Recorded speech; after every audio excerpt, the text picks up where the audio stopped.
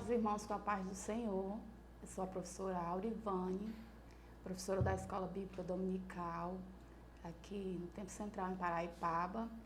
E hoje nós vamos ver a lição 13 para os jovens. Essa lição é a segunda vinda do Senhor Jesus Cristo. Nós chegamos ao final do trimestre, do primeiro trimestre de 2020, com esta lição belíssima sobre a segunda vinda de Jesus Cristo. Então, o primeiro ponto fala sobre a sua ressurreição e ascensão. Por quê? Porque para que você possa compreender a segunda vinda de Jesus Cristo, o autor começa com a sua primeira vinda, a sua ressurreição e a sua ascensão aos céus. O primeiro item diz assim: a vitória mais importante. A centralidade da fé cristã encontra-se no evento da ressurreição. Isso está em 1 Coríntios 15, 14, que está no texto bíblico. O versículo 14 diz assim: se Cristo não ressuscitou, logo é vã a nossa pregação e também é vã a vossa fé. Por quê? Porque ele fala sobre justamente a ressurreição de Cristo. Porque a morte de Jesus Cristo, que nós proclamamos que ele veio ao mundo salvar a humanidade, é uma realidade, mas Jesus Cristo ele também teria que ressuscitar como o fez. Por isso o autor coloca essa importância em destaque, que essa é a vitória mais importante. Sem a compreensão, crença e defesa da ressurreição de Jesus Cristo, todas as demais doutrinas, tradições e rituais cristãos perdem o sentido. As narrativas de eventos correlatos à ressurreição de Cristo em outras tradições, tais como as gregas, egípcias, romanas, babilônicas, diferenciam-se do acontecimento cristão por dois fatores básicos. Aí ele coloca duas situações. Qual é a primeira? Jesus não foi vítima de uma conspiração humana, cósmica, ao contrário, ele é protagonista em todos os fatos. O que é que ele coloca aqui, o autor coloca? Jesus ele foi traído inclusive por Judas, um dos seus 12 apóstolos. No entanto, Jesus não é vítima desta situação em um sentido espiritual. Claro que humano, nós temos que colocar que houve uma traição. Judas ele tinha que ser fiel a Jesus Cristo e ele não foi. Mas até isso já estava em profecia, até isto já havia sido profetizado pelos profetas do Antigo Testamento, que ele haveria de ser traído. Quando o autor coloca que ele não foi vítima dessa conspiração, na verdade ele é protagonista, é que o mestre sabia o que estava fazendo. Sim, aí ele coloca 1 João, capítulo, o Evangelho de João, capítulo 10, versículo 17, quando Jesus diz: por isso o Pai me ama, porque dou a minha vida para tornar a tomá-la. Jesus Cristo, ele se entregou, ele doou a sua vida pela humanidade. Foi uma opção. Isaías, profeticamente, quando ele diz: a quem enviarei, quem há de ir por nós, e que o profeta se apresenta àquela profecia, e ele diz: eis-me aqui, envia-me a mim, profeticamente, em sentido espiritual, nós podemos compreender que ali foi o Filho de Deus, que se apresentou diante de Deus pela humanidade, para vir dar a sua vida em resgate de muitos, de todos aqueles que se convertessem ao seu evangelho. Então, o mestre sabia o que estava fazendo. Ele anunciou o que faria. Certa oportunidade, os fariseus chegaram para Jesus Cristo e disse: retira-te daqui porque Herodes quer te matar. Aí Jesus manda a resposta. E de dizer àquela raposa que eu expulso demônios, eu curo no primeiro, no segundo dia e no terceiro eu serei consumado. Então, Jesus já sabia do que ia acontecer, que ao terceiro dia ele seria consumado. É essa referência de Lucas, capítulo 13, versículo 32. E quando o fez, deu plena notoriedade ao que realizou. Essa referência de Atos mostra quando Jesus Cristo ressuscitou e que ele chamou todos os seus discípulos para o monte, e ele ocultou-se, indo ao céu, ou uma nuvem o ocultou, diante dos olhos dos seus discípulos, os apóstolos que estavam ali presentes. Então, ele deu notoriedade a isto. Não foi uma coisa escondida, não foi que alguém o traiu e houve toda uma conspiração escondida daquilo que havia acontecido. Não, pelo contrário, estava profetizado. Jesus Cristo veio, morreu conforme as profecias e ressuscitou também conforme as profecias, e teve muitas testemunhas disso tudo. É o que o autor coloca aqui. O outro aspecto que distancia de modo qualitativo a ressurreição de Jesus das narrativas das outras religiões é a proximidade temporal dos acontecimentos que envolvem o Deus dos cristãos. Não foi em eras míticas, ou seja, não existe mito nisso de forma alguma, foi uma realidade, uma linda realidade para os cristãos. Ou em tempos olímpicos que tudo aconteceu, mas para parâmetros de tempo relativos à história da humanidade, há apenas 2 milênios. Em termos globais, a ressurreição é o ápice, é o topo, é o cume de toda a história, né, da vitória cristã. Não existe antes, nem existirá depois acontecimento tão relevante para a fé cristã, como o fato de Jesus ter ressuscitado dos mortos. Olha, irmãos, quando diz, jovens, irmãos que estão a assistir, quando diz que em termos globais, essa ressurreição é o ápice e ele fala em tempo, é que o tempo divino é diferente do tempo humano. Nós somos limitados, vamos dizer assim, pelo tempo, pela cronologia do tempo. No entanto, Deus não é. Em Pedro 3, se não me foge a memória, o versículo 8, ele diz que 1000 anos para Deus é como um dia, e um dia como 1000 anos. Então, se nós formos interpretar isso, os 2000 anos que nós estamos vivendo, para Deus, são 2 dias, porque Deus está acima disso tudo, porque Deus é eterno. Então, esse acontecimento tão relevante para a fé cristã está dentro desse tempo divino. A revelação de que o império das trevas foi de fato derrotado tornou-se inquestionável na cruz do Calvário. Mas foi quando a pedra do túmulo moveu-se no domingo pela manhã que a humanidade teve certeza da vitória eterna. E ele cita Mateus capítulo 28 para falar sobre essa ressurreição, quando as 2 Marias, Maria Madalena e a outra Maria, vão ao sepulcro no domingo de manhã, e elas, veio um anjo, e o anjo diz que Jesus não estava mais ali. Aconteceu um terremoto, o anjo desceu, estava ali no sepulcro, porém ele diz para elas que ele não estava mais, já havia ressuscitado, e pede que elas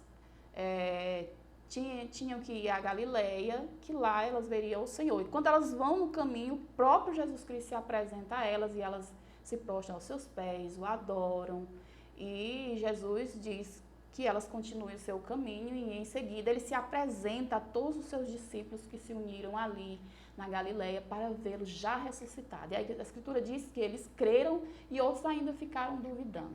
Aí Jesus diz uma palavra belíssima. Ele diz, é-me dado todo o poder no céu e na terra. Aí ele vai e diz, ide e ensinai as nações. E mandei ensinar, guardar todas as coisas que ele tinha ensinado aos apóstolos, que aliás é o que a igreja faz nos dias de hoje, é o que nós estamos fazendo aqui nesse momento, ensinando tudo que o Senhor nos mandou, certo? Então, isso é o primeiro item. O segundo item é a ressurreição como pilar da fé cristã. Em um de seus textos mais importantes sobre a questão da ressurreição de Jesus, Paulo afirma em 1 Coríntios 15, do 12 ao 24, a centralidade deste acontecimento para a fé evangélica. Desta maneira, nosso esforço evangelístico não deve concentrar-se em anunciar títulos de igreja ou ministério, ou de igrejas ou ministérios, e sim no amor de Deus revelado através da obra da ressurreição. Ou seja, nós como igreja, nós devemos nos esforçar em anunciar o grande amor de Deus, a sua soberania de enviar Jesus Cristo, nos dar o seu Filho único para nos resgatar da morte, do pecado, da condenação do inferno. A centralidade do Evangelho deve ser essa, e não proclamar ministérios, nomes de igrejas, placas de igrejas. Aqui o autor coloca que o amor de Deus revelado é que deve ser essa prioridade da igreja. Na hierarquia dos processos educativos e proclamativos, a mensagem sobre Cristo ressuscitado deve ocupar o lugar de destaque. E ele cita Hebreus, capítulo 6, versículo 2, que o autor da Epístola aos Hebreus diz: e da doutrina dos batismos, e da imposição das mãos, e da ressurreição dos mortos. Quando ele fala esse versículo, é que Paulo estava falando sobre os primórdios da fé, o início, a base, o fundamento da fé. Paulo falava ali, aliás, o autor da Epístola aos Hebreus é que falava que nós devemos prosseguir, não lançar novamente esses fundamentos. Então, nós entendemos que a doutrina da ressurreição aqui é uma doutrina fundamental, é uma das doutrinas fundamentais da igreja, certo? Tanto quanto a doutrina dos batismos, da imposição de mãos, etc, etc. Então, é uma doutrina extremamente importante, é um pilar da fé cristã, a doutrina da ressurreição. Por quê? Porque se Jesus ressuscitou, é como o texto bíblico aqui diz, se Jesus ressuscitou, então nós temos a esperança que nós também ressuscitaremos por meio dele. Jesus Cristo é a primícia dos que dormem. Por que ele é a primícia? Porque Jesus foi o primeiro a ressuscitar para não morrer mais. Ele é este exemplo do que será com os santos. Porque outras pessoas ressuscitaram, como por exemplo Lázaro. Jesus Cristo ressuscitou Lázaro quando estava no seu ministério terreno. Porém, Lázaro, ele morreu novamente. E agora ele está certamente, nós imaginamos que sim, aguardando o arrebatamento da igreja. Jesus é as primícias dos que dormem, porque é o nosso exemplo do que acontecerá com todos aqueles que forem salvos em Jesus Cristo, que aceitarem a sua salvação. Versículo item 3, de volta para casa. A ascensão de Jesus ressuscitado ao céu é o último ato público do ministério do Salvador, porque Jesus, ele nasce em Belém, nasce de uma virgem, não é? E ele cresce, aos 12 anos a Escritura vai relatar Jesus no meio dos doutores, no templo de Jerusalém, instruindo os sábios daquela época. Jesus aos 12 anos, os judeus por excelência um povo extremamente inteligente. A gente pode até puxar para o lado espiritual, por ser o povo de Deus, por ser descendência de Abraão. É um povo extremamente inteligente. Os sábios dos judeus eram como a nata da sabedoria em Israel. E, no entanto, Jesus, aos 12 anos, pré-adolescente, falando na nossa linguagem moderna, ele estava lá com toda a sua sabedoria, porque o Senhor é a própria fonte do saber, não é? E ele estava instruindo os sábios, os doutores em Jerusalém aos 12 anos. Aí a Escritura se cala até que ele comece o seu ministério terreno. Quando João Batista ali nasce, e ele começa o seu ministério apregoando, preparando o caminho do Senhor. Então, Jesus Cristo vai executar o seu ministério entre os seus 30 até os 33 anos, quando ele morre na cruz. Depois de 3 dias, ele ressuscita. Porém, quando Jesus Cristo ressuscita, ele não sobe logo ao céu, como nós sabemos. Ele passa 40 dias ainda na terra, ressuscitado. E dá instruções durante esses 40 dias aos seus discípulos. Aqui ele cita o capítulo 1, do 2 ao 11, de Atos dos Apóstolos, que foi o momento em que Jesus foi assunto aos céus. Aí ele coloca até o versículo 11, quando o anjo diz que aquele que os discípulos estavam vendo subindo, ele haveria de voltar, como assim, para o céu ele estava indo. Então, ali os anjos, ou o anjo que falou, já estava dizendo aos discípulos, olha, ele está subindo agora, mas um dia ele vai voltar para buscar o seu povo. É o que o autor coloca aqui. Então, a convicção de que vamos ser levados para morar eternamente no céu será associada a estes 2 argumentos básicos. A promessa feita por Jesus e sua ida antes de nós para depois nos buscar. João 14, do 1 a 4, que é aquela passagem bem conhecida da igreja.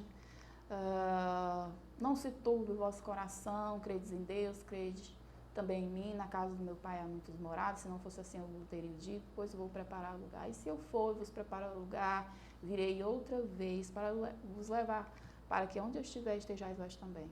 Então, é a promessa de Deus, são argumentos que o autor coloca como argumentos básicos da promessa de Jesus Cristo, né? Que ele foi nos preparar lugar e ele voltará outra vez. O retorno de Jesus ao céu, uma vez ressuscitado, nada mais é do que a prova cabal de que ele alcançou o cumprimento pleno de sua missão de Salvador do mundo. Sem dúvida alguma. Jesus veio, nasceu, morreu na cruz, ressuscitou e ao subir ao céu é o cumprimento cabal de que ele conquistou essa vitória para nós. Para quem? Para toda a humanidade. Quando a gente cita a igreja, que a igreja já reconhece ou já reconheceu o senhorio de Cristo, mas o mundo tem essa possibilidade todos os dias, até que a porta se feche. Quando é que a porta se fecha ou se fechará? Quando Jesus Cristo vier arrebatar a igreja. Então, esta porta estará fechada, ainda estará aberta para os judeus, de uma certa forma, porque o plano de Deus para com os judeus é algo bem particular, do qual não falaremos agora, não é um assunto da lição, mas há o plano de Deus para com os judeus, depois do arrebatamento da igreja, mas ali estará a porta se fechando. Até lá, a humanidade tem a oportunidade de se converter ao Evangelho e aceitar a Jesus como seu Salvador. Encerramos assim o nosso primeiro ponto. O segundo ponto é o arrebatamento da igreja. O primeiro item, os argumentos presentes nos evangelhos em favor do arrebatamento. A promessa da vinda do Senhor Jesus para buscar a sua igreja antes de um colapso global é um dos pilares da fé assembleiana, conforme, inclusive, consta em nosso credo doutrinário. É que as igrejas elas têm um credo, uma escrita, dizendo ao mundo em que aquela igreja, aquela denominação crê. E o nosso credo assembleiano, ele tem a sua forma de fé, as suas doutrinas, baseada, evidentemente, nas Sagradas Escrituras. E a promessa da vinda do Senhor antes do colapso ao mundo, é uma de nossas crenças. O que é isso? Nós cremos que Jesus Cristo voltará para buscar a igreja antes da grande tribulação, porque a Escritura fala sobre um tempo de terror que virá sobre a terra. E muito embora nós vivamos nesse momento a pandemia do coronavírus, isso nem de longe pode ser comparado aos dias da grande tribulação. Será coisas terríveis, o Apocalipse descreve. Toda a Escritura se fala aqui, ali ou acolá, em algum momento, os profetas desse evento que acontecerá. Mas o Apocalipse se aprofunda e detalha isso. A pandemia mundial faz parte do princípio do que nós conhecemos, do que Jesus Cristo falou sobre o princípio das dores. É um princípio das dores. Porém, quando a igreja sair da terra, que é a sua coluna de firmeza e verdade, é a igreja, é o sustentáculo da terra nesse momento. É a igreja aqui, porque o Espírito de Deus está na igreja.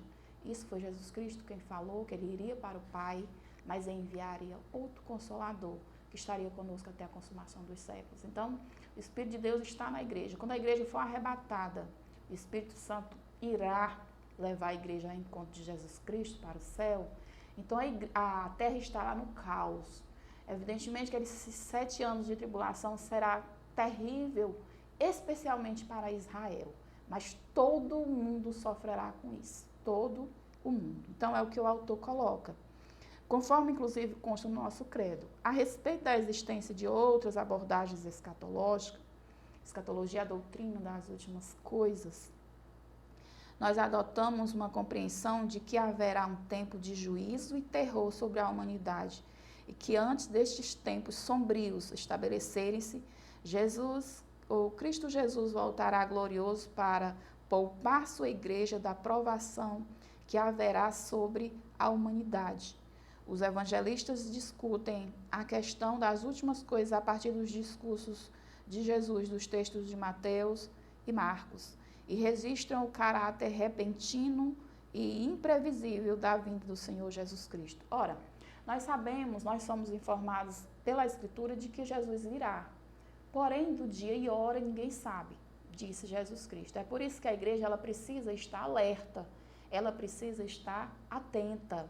Quando vem uma pandemia mundial como essa que nós estamos vivendo no momento, há que a igreja levantar a sua cabeça e refletir sobre esse princípio das dores que nós estamos vivenciando. Porque os sinais da vinda de Cristo, eles têm se multiplicado, eles têm se acentuado dia após dia. Então, em um desses momentos, a trombeta soará.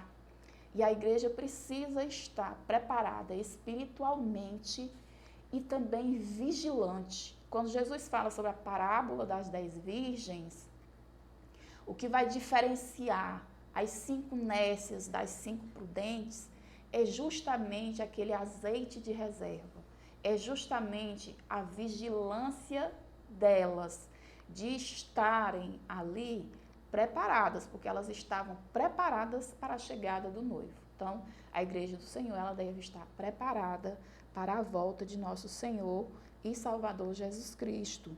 Então, eles resistam o caráter repentino e imprevisível. Quando a Escritura diz no abrir e fechar de olhos, é numa rapidez muito grande.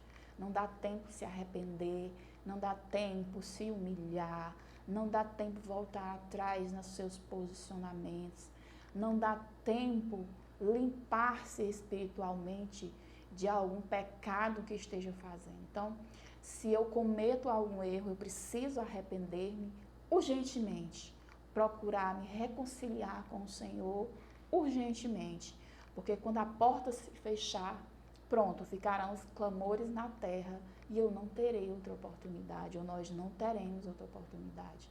É por isso que a Escritura manda vigiar e orar. Segundo item do segundo ponto, os pressupostos paulinos em favor do arrebatamento.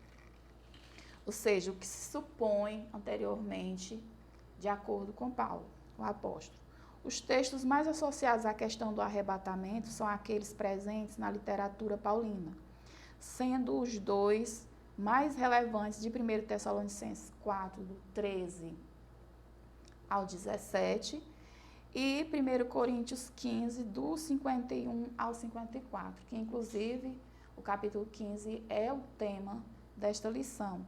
Em ambos os textos está bem clara a imagem do encontro entre a igreja e Jesus, sendo tudo protagonizado pelo Mestre, e isto sob o comando do Senhor. No momento em que ele decidir, a igreja será tomada de modo abrupto do mundo. Então, será muito rápido, foi o que eu disse agora, certo? A Escritura sempre coloca para que nós entendamos, por versículos diferentes, de maneiras diferentes, mas o sentido é o mesmo, de que será muito rápido o arrebatamento da igreja.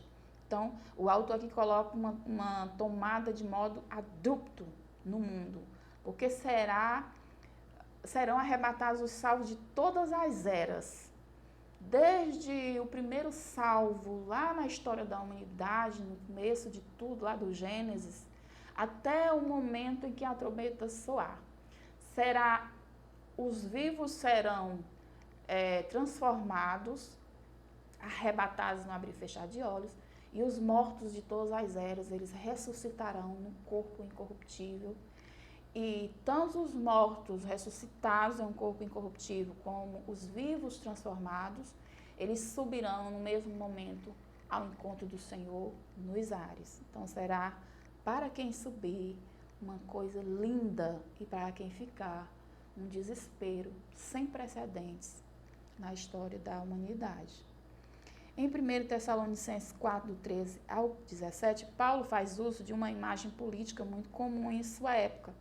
A palavra parousia era um termo técnico do mundo político utilizado para definir as medidas cerimoniais adotadas quando uma cidade romana recebia um imperador ou um senador.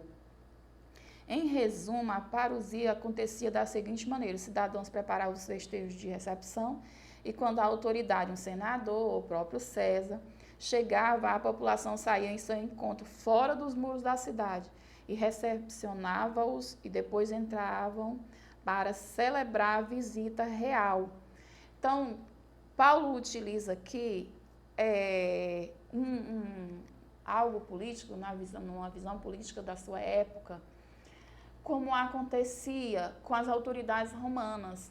Quando eles iam chegar a uma cidade, aquela cidade se preparava para receber aquela autoridade, como até hoje acontece entre nós, como a autoridade vai chegar. Exemplo, se aqui em Paraipaba fosse chegar o governador do estado, o presidente da república, existiria toda uma preparação. Então, naquela época, como as cidades eram muradas, não é? Porque naquela época o povo vivia em guerra, então os muros eram uma proteção às cidades.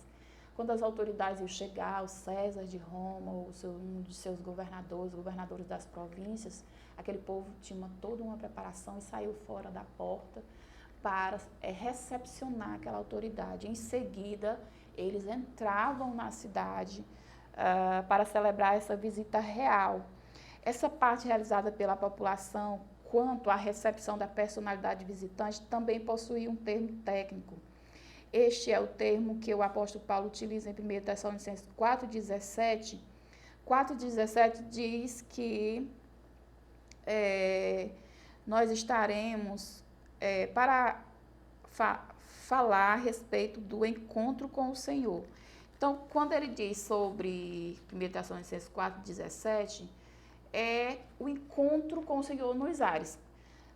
Se a população recebia aquela autoridade, ela levava para dentro da cidade, porque aí aquela autoridade estava visitando a cidade. Então, era um encontro entre eles. Da mesma forma, Paulo coloca o encontro com o Senhor nos ares. É assim que... Porque quando você lê o encontro com o Senhor nos ares, você pode, na sua imaginação odierna, achar que ficaremos ali com o Senhor. Mas não é nesse sentido que Paulo diz. Paulo diz que nós iremos nos encontrar com o Senhor, porque é Ele que vai levar ao céu a noiva. Então, é o cordeiro e a sua noiva. Então, quem vai levar essa noiva ao encontro, ou para estar com o Senhor no céu, com Deus no céu, é o cordeiro que é o noivo. Acontecerá esse encontro glorioso nos ares. E Paulo faz essa alusão com a realidade que ele vivenciava nos seus dias. Certo? Então, nós encerramos aqui o segundo ponto, que é o arrebatamento da igreja, essa gloriosa esperança que nós temos nas nossas vidas. O que seria da igreja, o que seria das pessoas se não tivéssemos essa esperança de que um dia Jesus Cristo voltará e que nós viveremos para sempre com o Senhor. É o que Paulo chama, que a Escritura chama de a bendita esperança. Toda a Escritura está voltada para isso. Toda a Escritura, em todas as eras dos profetas, dos apóstolos, do próprio Jesus Cristo ressuscitado, quando ele aparece a João na ilha de Patmos e revela as últimas coisas, o que aconteceria à humanidade. Tudo isso gira em torno do mesmo eixo, que é da humanidade voltar ao seu estado original, de comunhão com seu Criador, quebrada lá no Jardim do Éden, quando a serpente tenta a Eva. Então, essa volta ao seu estado original não é voltar ao que Adão era naquela época, porque isso não acontecerá. Mas é no sentido de comunhão com seu Criador, porque Jesus Cristo ele veio restaurar todas essas coisas. E aí nós vamos ver isso no terceiro ponto, a vida eterna com Cristo. Jesus Cristo veio reconciliar a humanidade com Deus e ele executou a sua obra de redenção, ressuscitou, foi para o céu e um dia ele voltará. Então, esta vida eterna com Cristo, os salvos pelo amor a Deus e não pelo medo do inferno. Há pessoas que têm essa dúvida e há religiões que negam a existência do inferno. Então, é uma das doutrinas bíblicas. Há um céu e há um inferno, certo? E aqui o autor coloca que o objetivo central do cristianismo é desenvolvermos um relacionamento contínuo e saudável com Jesus e, por consequência, com todos aqueles que reconhecem a soberania do Mestre. Por isso, uma vez acolhidos pelo amor de Deus e salvos por sua graça, viveremos eternamente com o Salvador. Isso é uma fé que o ser humano precisa ter. É uma fé de que você se converte ao Evangelho não para viver as 1000 maravilhas aqui na terra. Esta não foi necessariamente a promessa de Deus. Então você tem todos os seus livramentos, a Escritura tem promessas lindas para aqueles que se convertem ao Evangelho, já aqui na terra. A Escritura diz 100 vezes mais aqui, por fim, a vida eterna, é verdade. Porém, a Escritura também prevê lutas, tribulações. A Escritura diz que aquilo que sucede ao ímpio, sucede ao justo. Então, há uma gama de promessas lindas para a igreja aqui na terra, sim, há. Mas também há tribulações e angústia. Nós não somos diferentes das outras pessoas. E nós não podemos ter essa arrogância nas nossas vidas, porque a arrogância definitivamente não deve estar encaixada nos sentimentos do povo de Deus, de forma alguma, mas a humildade de reconhecer que como seres humanos nós passamos por lutas, tribulações, por dificuldades, nós vamos ter muitas vezes nas nossas vidas causas não resolvidas, porque Deus não vai resolver determinadas situações. Há coisas que Deus não resolve porque nós precisamos conviver com elas, porque Deus não impediu a pandemia. Deus tem poder para fazê-lo? Sim, tem poder para fazê-lo. Por que Ele não fez? Porque Deus tem os seus propósitos, tem os seus planos, né? E Deus trata também com a humanidade, tem sua maneira de tratar com a humanidade, com o mundo gentílico, com Israel e com a igreja. Deus tem seus planos. Eu lembro-me sempre daquela praga que veio sobre Israel, que Davi, como líder do povo, se humilhou e foi sacrificar ao Senhor, pedindo para ele parar aquela praga que tinha vindo, inclusive, matou muita gente. E diante do sacrifício de Davi, da sua humilhação, a Escritura diz que o anjo estava com a espada desembaiada para destruir Jerusalém daquela praga que morreu muita gente. A semelhança dos dias de hoje, quando tem morrido pessoas dessa praga. E quando Deus olha para o anjo diante da oração de Davi, Deus olha para o anjo e disse: basta, retira a espada. Então o anjo retirou a espada e a praga cessou por causa da humilhação de Davi. Então, a igreja é que faz diferença nos dias de hoje. A igreja deve se humilhar e estar diante do Senhor para que Ele estenda as mãos de misericórdia e faça a praga cessar. Porque quem tem poder para fazer a praga cessar é Deus. Lógico que as autoridades têm os seus meios de trabalho, e algumas trabalham muito bem, né, dirigidas também por Deus, porque Deus não dirige só crente. Deus também dirige as autoridades constituídas, assim elas deem lugar para o Senhor operar. Né? Então, o crente também passa suas lutas, mas a sua esperança está realmente, seu alvo está realmente focado. A sua esperança está focada no porvir, né? É que nós haveremos de vivenciarmos na glória com o Senhor. Então, nossa condição eterna tem causa e objetivos claros, e refletir sobre estas questões pode ajudar-nos a entender melhor sobre aquilo que é a vida eterna. Porque essa vida ela é muito passageira. Há pessoas que nascem, com 11 anos morrem. Há pessoas que nascem, 25 anos morrem. Outras vivem uma vida, têm uma longevidade linda. Tem pessoas com 100 anos, com 113 anos, então vai depender da constituição de cada uma, do plano de Deus para com cada uma. Porém, nós sabemos que é transitório. Esta vida, ela vai passar, né? Aos homens está ordenado morrerem uma vez, vindo depois disso o juízo, diz a Escritura. Então, os homens vão morrer, os seres humanos vão morrer. Porém, depois da morte não se acaba. Não se acaba tudo depois da morte, muito pelo contrário. Depois da morte é que vem realmente a parte difícil, se a pessoa não estiver com Deus, e gloriosa se a pessoa estiver com Deus. Esta vida é apenas uma preparação para a vida após a morte. Então, vivemos em tempos de pragmatismo, ou das pessoas baseadas na lógica, no seu imediatismo, no aqui e agora, na verdade do valor prático. As pessoas vivem isso. Pragmatismo religioso, isto é, em um contexto histórico em que as pessoas estão muito mais interessadas em soluções, em solucionar inquietações próprias, problemas particulares, do que refletir sobre a essência e fundamento da realidade que nos rodeia. Essa mentalidade também contaminou o mundo religioso. E por isso, testemunhamos muitas pessoas que estão dispostas a qualquer tipo de atitude ou comportamento, desde que seus objetivos imediatos sejam alcançados. Na verdade, muitas pessoas nem pensam no céu.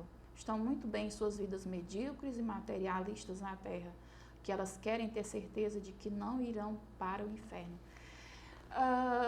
A gente tem visto, especialmente nos dias de hoje, muitas vezes as pessoas procuram na igreja evangélica diante de um terror que está passando, de um sofrimento muito grande, de uma doença incurável, de questões pessoais na justiça não resolvidas, e elas se chegam para a igreja e depois de alcançarem a sua bênção, elas vão viver a sua vida novamente.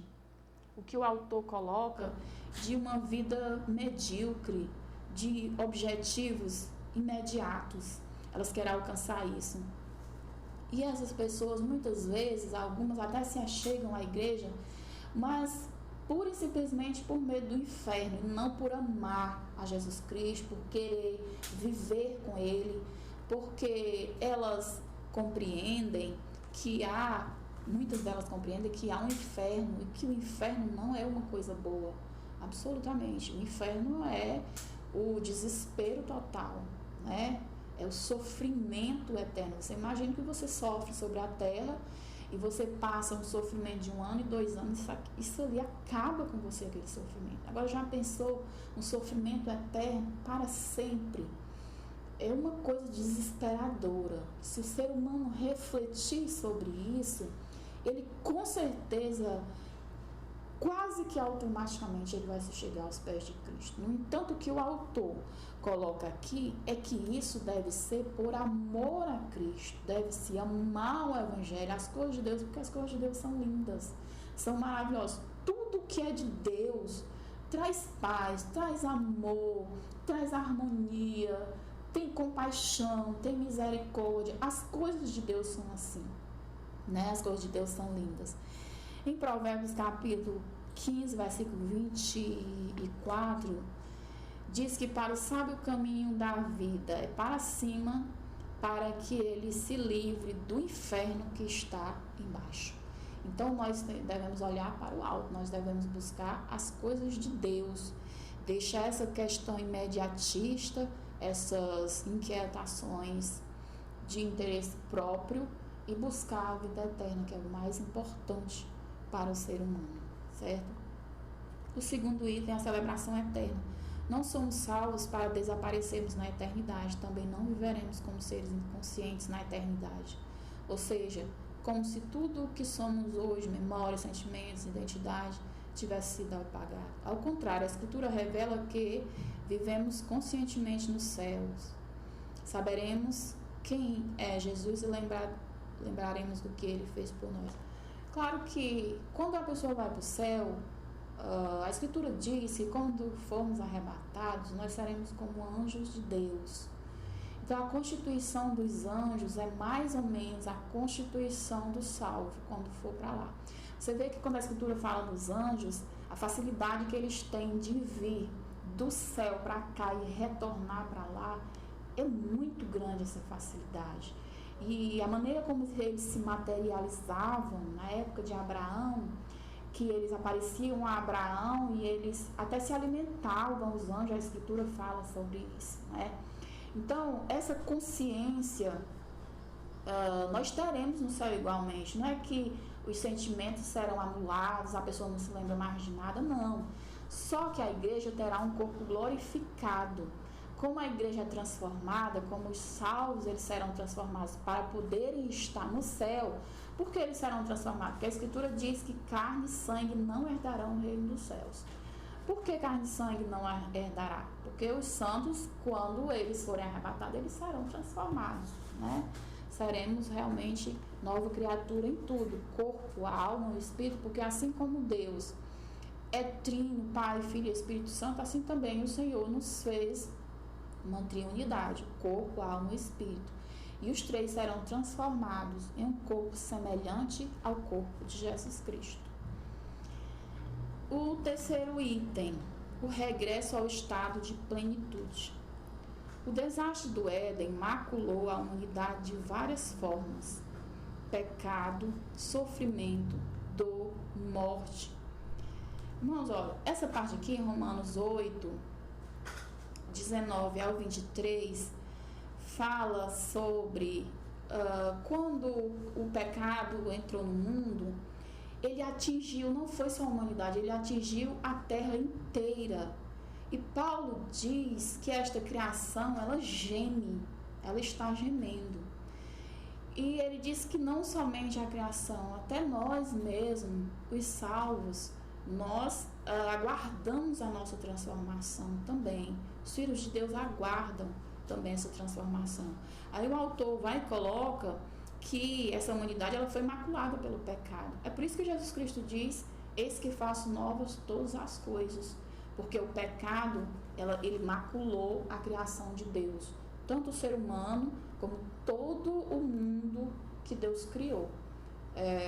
Foi atingido pelo pecado. E Jesus Cristo, ele veio reconciliar o mundo com Deus e veio transformar tudo isso para que volte ao seu estado original.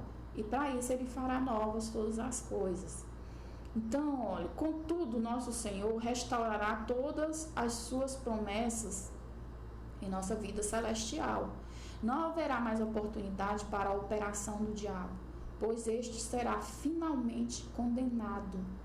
O Apocalipse fala sobre a briga do dragão e os seus anjos contra Miguel e os seus anjos. E a Escritura diz no capítulo 12 de Apocalipse que o dragão e os seus anjos foram vencidos. E eles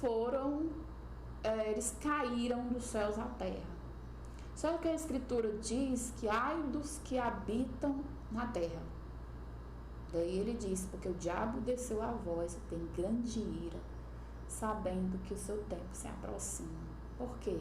Porque Jesus Cristo, ele pisou a cabeça da serpente, isso está em Gênesis capítulo 3, versículo 15. Esmagou a cabeça da serpente. Ali ele já proclamou na cruz a vitória da humanidade. Porém, existirá uma consumação de tudo isso, quando Jesus Cristo vencerá Satanás e o jogará no lago de fogo e enxofre. Ali é a derrota do diabo. E aqui o autor coloca isso: não haverá mais essa oportunidade do inimigo tentar a humanidade. A consequência direta disso é que o pecado não terá mais atuação entre nós. O diabo estará condenado, o mundo restaurado conforme os planos do Pai, e todos nós libertos da opressão da natureza carnal. Porque há no ser humano frentes de tentação, todas elas ocasionadas pelo inimigo de Deus, que é Satanás. Foi ele que quis usurpar o trono de Deus e por isso caiu do céu. Levou após si a terça parte dos anjos. Então no céu só existem os anjos que obedecem ao seu Criador, optaram por obedecer. Então aqueles que vieram com Satanás, que desceram de lá, eles estão, alguns a Escritura diz que estão presos em cadeias eternas. Alguns outros em cadeias provisórias, que por ocasião da grande tribulação eles sairão, ou em cadeias provisórias, vamos dizer assim, no meu modo de falar, eles serão abertos às suas prisões e alguns deles sairão para tentar os que habitam na terra, para causar miséria. Nas 7 anos de grande tribulação, a Escritura fala. Porém, todos estes serão derrotados. Existem outros que estão soltos, tentando os seres humanos, tentando para que as pessoas, cegando as pessoas para que elas não creiam no Evangelho, transformando-se em entes queridos que morreram. Eles tomam a forma da pessoa, a voz, para que aqueles que estão vivos creiam na Escritura, de que essas pessoas que morreram, a Escritura diz que eles estão no local. Eles estão lá, eles não estão soltos, não existe alma penada. Eu tenho falado sempre aos jovens da escola bíblica que geralmente eu pergunto se existe algum jovem que acredita em alma penada, porque elas não existem. Isso realmente é uma coisa que se espalha, e às vezes por se espalhar muito as pessoas acham que é verdade, mas não é isso. Se alguém disse, eu vi meu parente, ele falou comigo, meu parente morreu há tantos anos, ele falou comigo, isso são demônios transfigurados dos seus parentes. Eles não, esses parentes estão no local, porque Deus reservou o local do que morre sem Cristo e do que morre com Cristo. Ambos estão em locais específicos e eles sairão de lá no momento certo. Alguns para o juízo final, né, para a morte eterna, e outros para a vida eterna, se apresentar diante do tribunal de Cristo para receber o seu galardão pelas suas obras feitas em prol do Evangelho na terra.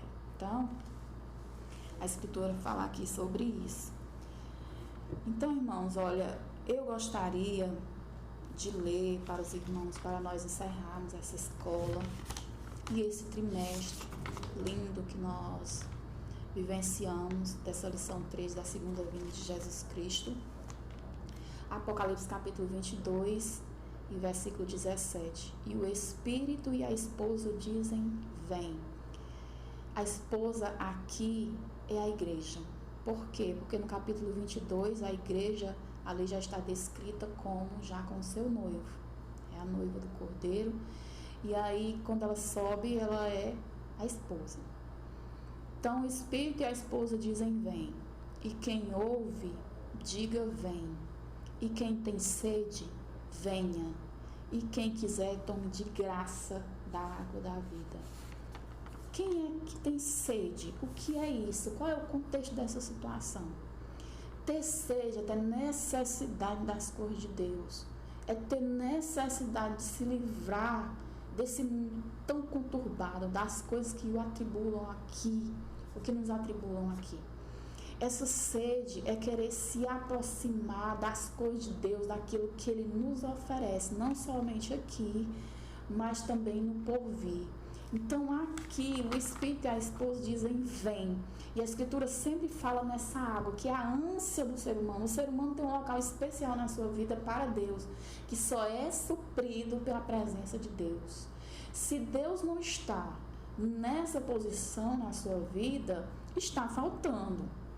Lá vai ficar vazio, porque essa posição só quem ocupa é Deus. Então, se a pessoa tem sede, tem essa necessidade das coisas de Deus, quer a vida eterna, precisa vivenciar essa situação linda da presença do Espírito de Deus, então só é vir, porque é de graça, não paga nada.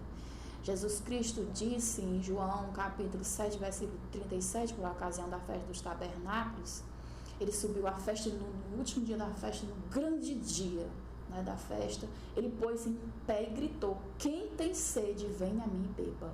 Né? Então, para que você faça parte da igreja do Senhor, é necessário vir a Jesus Cristo e beber dessa água da vida. Ok? Então, que o Senhor nos abençoe. Essa foi a nossa última escola. Infelizmente não presencial, mas se Deus quiser o Senhor logo nos concederá. Que Deus em Cristo abençoe a todos os jovens, a toda a igreja, a todos os que porventura vão ver esse vídeo. Que Deus em Cristo nos abençoe. Amém.